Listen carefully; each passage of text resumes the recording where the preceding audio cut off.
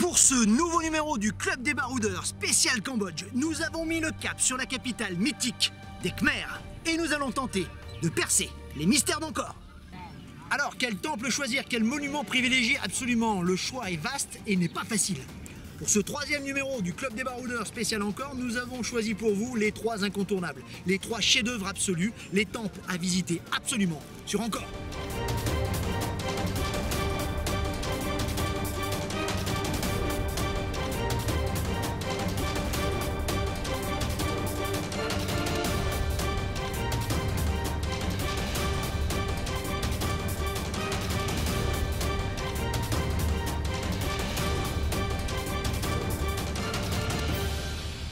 À tout seigneur, tout honneur, le plus spectaculaire, le plus légendaire, le plus connu, le plus visité aussi. Celui qu'on considère comme la 8e merveille du monde, le temple d'Angkor Wat.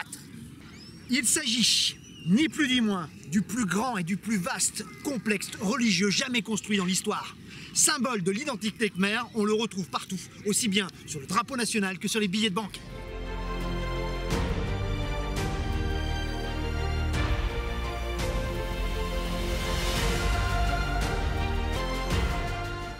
Imaginez un monument de 5 millions de blocs de grès, 500 000 tonnes, énorme.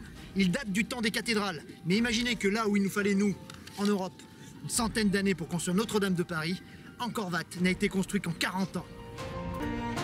Vous constaterez qu'on ne peut plus accéder au temple d'Angkor Wat par son immense pont magnifique de plus de 200 mètres de long qui traverse les douves. En effet, vu les millions de touristes qui passent dessus chaque année, il était en danger. Aujourd'hui, on passe sur une espèce de passerelle en plastique, c'est beaucoup moins romantique et beaucoup moins charmant, mais pour sauver le pont, il fallait ça quand même. Petit conseil pratique, pour nous, Angkor Wat, c'est en fin de journée, c'est là qu'il y a moins de monde, on a quelques petits secrets pour découvrir le temple comme vous ne l'avez jamais vu, avec quasiment personne. Les douves qui entourent le temple d'Angkor Wat sont impressionnantes. 5 km de circonférence, 200 mètres de large, énorme. Angkor Wat est le fleuron de l'ingénierie hydraulique des Khmers. Sachez que les douves ont une triple fonction pour ce temple et pour tous les autres temples. Une fonction esthétique, c'est vrai que c'est beau et c'est vrai que c'est très photogénique pour nous en tout cas. Une fonction spirituelle et religieuse, et c'est la plus importante, c'est elle que l'océan primordial entoure le mont Meru qui est à l'intérieur. C'est spirituel, n'oubliez pas qu'un temple, c'est une maquette de l'univers en miniature. Enfin, et ça on le sait moins, il y a une fonction pratique. En effet, l'eau des douves imprégnait le sol sableux en dessous du temple, l'empêchant de s'affaisser et de s'effondrer. C'est quelque chose qu'on a découvert récemment. Et oui, les douves ont permis qu'Angkor Wat soit encore debout aujourd'hui et que autant de visiteurs puissent le visiter. C'est extraordinaire. Sachez que sous l'effet de l'eau, le sol sableux devient compact, dur comme du béton, supportant les 5 millions de tonnes de grès du monument. C'est énorme et c'est très impressionnant.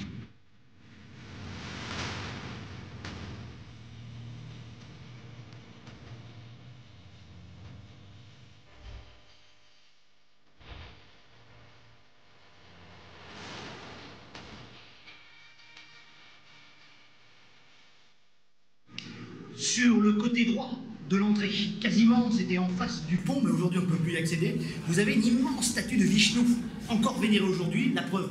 Sachez que peut-être que cette statue était celle qui était à l'intérieur du grand temple central, celle qui était vénérée, puisque je vous rappelle que Vishnu était le dieu tutélaire, il y en avait d'autres, du temple d'Angkor Wat. Ah oui, j'allais oublier le véritable nom d'ailleurs d'Angkor Wat, c'est Vishnu Loka, son nom légendaire et historique. Angkor Wat, ce nom date du XVIe siècle. En sanskrit, Angkor veut dire résidence royale et Wat, temple monastère. Je vous rappelle que les temples khmers sont des symboles de l'univers et du paradis sur Terre. Sachez que le Prasat central avec ses 5 tours représente le mont Meru, qui est le mont sacré des hindouistes, l'Olympe hindouiste si vous voulez. Les galeries qui sont autour représentent les collines et les montagnes qui l'entourent. Et les douves représenteraient l'océan cosmique, une maquette de l'univers, une représentation du paradis sur Terre. On arrive quand même à se retrouver quasiment seul dans les grandes galeries extérieures, là où les bas-reliefs de scènes de bataille se déroulent tout au long du sanctuaire. Un bon moment là également. On apprend beaucoup de choses et c'est vrai que ces bas-reliefs sont l'un des trésors du temple d'Angkor Wat. Il se dégage de ces bas-reliefs une étrange sérénité, une étrange beauté. On y voit le roi Suryavarman II en majesté, entouré de sa cour, de ses servants, serviteurs et de son armée en marche. Il ne faut pas oublier que ces bas-reliefs sont des éléments de propagande essentiels pour le roi. Rappelons-nous qu'il est arrivé dans des conditions de succession assez sanglantes. Il aurait lui-même égorgé le roi précédent, son oncle, de ses mains, avant de prendre le pouvoir. Ce qui explique qu'il avait besoin d'un geste fort, symbolique, construire un truc de fou qui restera dans les annales et qui marquera les esprits. Angkor Wat était né.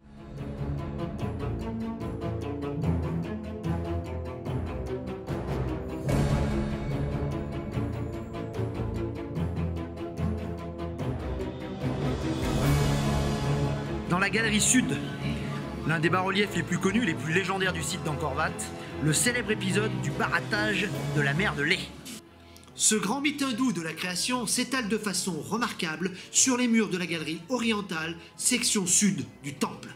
On y voit Dieu et Asura tirant tour à tour sur la queue du serpent géant Naga Vasuki. Il faut dire que celui-ci s'était enroulé autour de la montagne Mandala et que Dieu et Asura ont été obligés de faire tourner la montagne pendant 1000 ans pour barater la mer cosmique, la fameuse mer de lait, et en faire sortir le très fameux élixir d'immortalité, l'Amrita. Au centre, on y voit Vishnu, arbitre suprême, surmonté d'Indra et à ses pieds la fameuse tortue Kurma. Sachez que c'est vrai que nous sommes ici dans le panthéon hindouiste et que Vishnu était la divinité tutélaire, je vous le rappelle, du temple d'Angkor Wat. Les choses ne sont pas si simples puisqu'à partir de Jayavarman VII, en effet, le bouddhisme prend le relais. Mais attention, ici il y a plutôt une cohabitation assez sereine des religions puisque si Bouddha est de nouveau le dieu tutélaire du temple et qu'il occupe les étages supérieurs, les dieux brahmaniques, eux, continuent à habiter le temple et continuent à s'enrouler sur les bas-reliefs d'Angkor Wat, aux étages inférieurs. Une dernière petite info pour terminer sur ces bas-reliefs assez remarquables. Sachez que pour la plupart, ils relatent les deux épopées fameuses de la mythologie hindouiste, le Ramayana et le Mahabharata. L'histoire de Rama est assez connue, ce Rama cherchant sa belle avec l'aide du singe Hanuman, toute une histoire. Petit conseil pratique, sachez que ces épopées se lisent dans le sens inverse d'une aiguille d'une montre.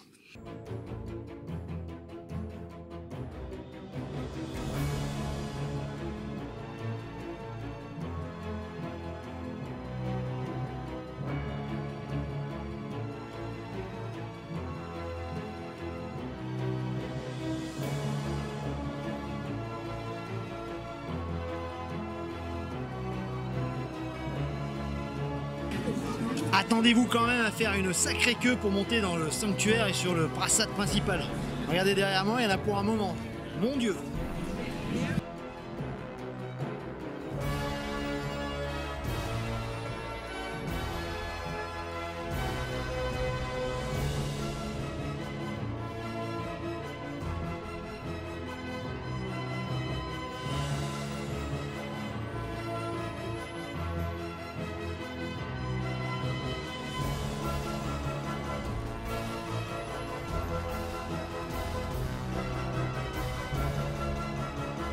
Le temple d'Angkor Wat contient plus de 2000 apsaras qui sont derrière moi, ces déesses mythologiques de l'hindouisme. Sachez qu'il y a un véritable devoir religieux de les toucher, de les caresser même, ce qui leur donne cette patine assez irréelle et presque humaine.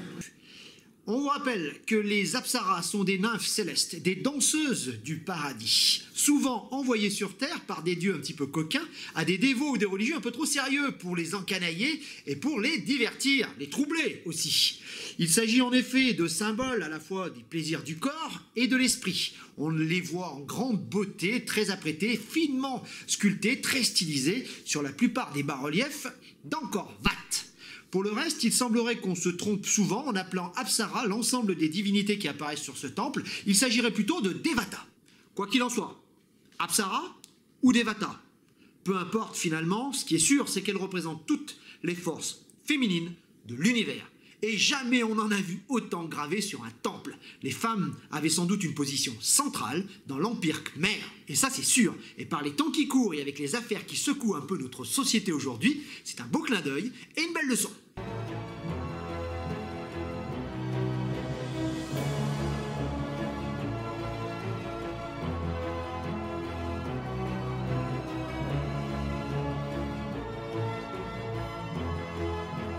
On ne visite finalement qu'une infime partie de ce qu'était Angkor Wat à son apogée. En effet, tout autour du site, là où je suis aujourd'hui, se trouve une jungle assez inextricable, où nous sommes arrivés tout à l'heure, côté est, rappelez-vous. Parmi cette jungle s'étendait une ville parmi les plus grandes du monde. Angkor Wat était entourée de maisons, faites en bois et en chaume. Elles ont aujourd'hui disparu. La suite de l'histoire sera assez mouvementée, devenu temple bouddhiste à la suite du règne de Jayavarman VII, qui marque second apogée de la civilisation khmer. Le temple, sans être jamais abandonné, restera toujours en activité. Mais il faudra attendre le 19e siècle pour que cette Atlantide cambodgienne ressurgisse des fonds de la jungle et enflamme de nouveau l'esprit des Européens. En effet, Henri Mouhot, un aventurier archéologue français, redécouvre par hasard la civilisation angkorienne et le temple d'Angkor Wat. Il aurait eu d'ailleurs ces mots restés célèbres devant le temple: « J'aimerais connaître le nom de ce Michel-Ange de l'Orient qui a construit une telle merveille. » À sa suite, les Pierre Loti, les Malraux viendront entretenir cette passion et cette fascination française pour Angkor Wat. En témoignent les millions de Français qui continuent à venir visiter encore, même si c'est les Chinois aujourd'hui qui sont les plus nombreux sur le site.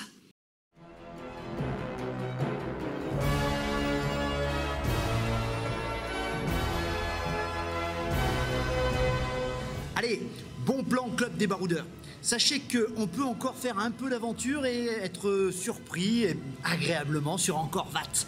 Il existe plusieurs entrées. L'entrée ouest, là où se concentre l'essentiel des tuk-tuk, là où se concentre l'essentiel des bus, là où tout le monde arrive, côté du grand pont à Naga, là où on a installé cette espèce d'immonde pont en caoutchouc, en plastique. Donc ça, c'est l'entrée principale. Mais on peut se faire déposer par son taxi côté est, c'est-à-dire carrément à l'inverse, de l'autre côté d'Angkor Wat. Et là, c'est une toute autre arrivée, une toute autre histoire. On rentre par la forêt, par une longue avenue d'arbres. On arrive avec un grand Gopura où je suis aujourd'hui, Gopura quasiment en ruine, mais c'est magique. On a découvert l'aventure à 2 pas d'Angkor Wat. On est à quoi? Allez, à 200 mètres du site. C'est incroyable. Donc on se fait poser côté est, on demande à son taxi finalement de venir vous récupérer côté ouest, côté du pont. Et là, on a une belle aventure avec une arrivée un petit peu rocambolesque, comme on les aime.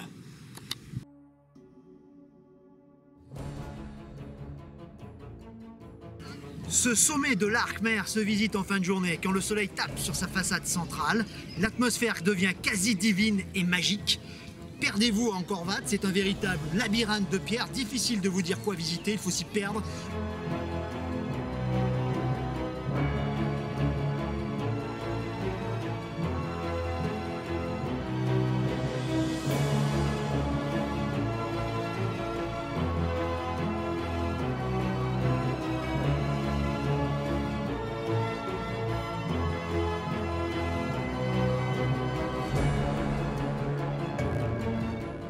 Bon, la tactique de se faire virer gentiment par les gardes marche vraiment, mais là c'est 17h30 tapante. Les temps ont bien changé encore, où on se faisait virer vers 6h et on restait dans l'ombre et dans l'obscurité, c'était super sympa. Aujourd'hui, plus rien de ça. Et en plus, à cette heure-là, vous n'êtes vraiment pas les seuls. Alors c'est sûr que c'est le site le plus visité d'Angkor Wat. C'est énorme et c'est assez déplaisant. Il faut dire que les autorités ont vite réagi aux récents scandales qui ont éclaté sur le site. Sachez que des touristes chinois ont gravé leur nom sur des bas-reliefs, que des touristes européennes ont exhibé leurs seins via Facebook à côté des apsaras du temple et que dernièrement des touristes australiens ont baissé leurs shorts en plein temple à la nuit tombée pour exhiber leurs fesses sur Facebook. Scandale national, ils ont pris des mois de prison, on ne rigole pas avec ça. Je vous rappelle que vous n'êtes pas dans un simple site archéologique, mais que vous êtes véritablement dans un temple encore en activité, un temple vivant, vénéré par des millions de Cambodgiens et des millions d'Asiatiques et bouddhistes notamment.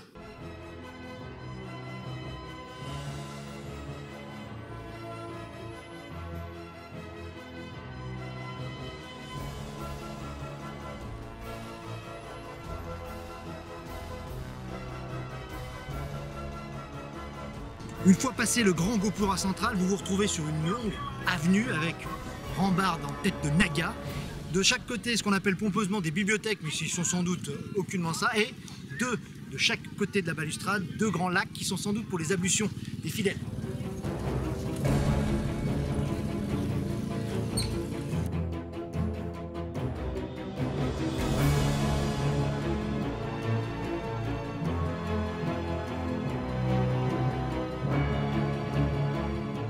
Le bon plan, comme on vous le disait, se faire gentiment raccompagner à 17h30, 18h par les gardiens. Ça siffle de tous les côtés, mais on a tendance à être comme moi derrière, d'avoir le temps pour nous tout seuls au moins pour 3 minutes.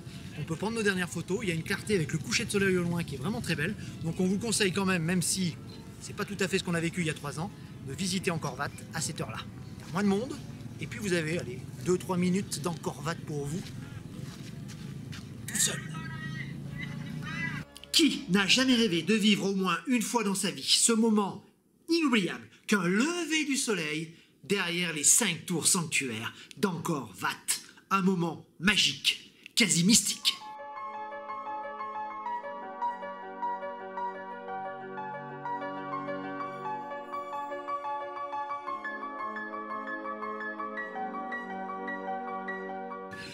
Un conseil pratique, évitez de vous lever non plus aux aurores. À 4h du matin ne servira à rien. Si vous êtes là entre 5h30 et 6h, c'est très bien. N'imaginez pas être le seul, c'est très couru.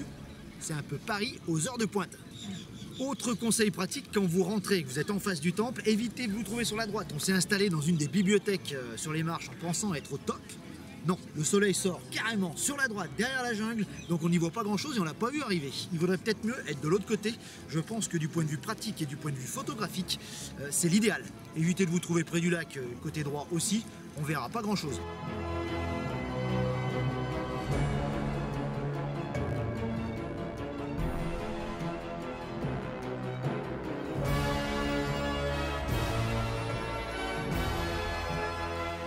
Bon, le meilleur point de vue, je vous l'ai dit, si vous voulez avoir les tours d'Angkor Wat et le soleil juste derrière, c'est carrément sur la gauche, au niveau des restos et au niveau des boutiques, à côté du premier lac en fait. C'est ici qu'il faudra venir, mais évidemment, comme vous voyez derrière moi, on n'est pas les seuls.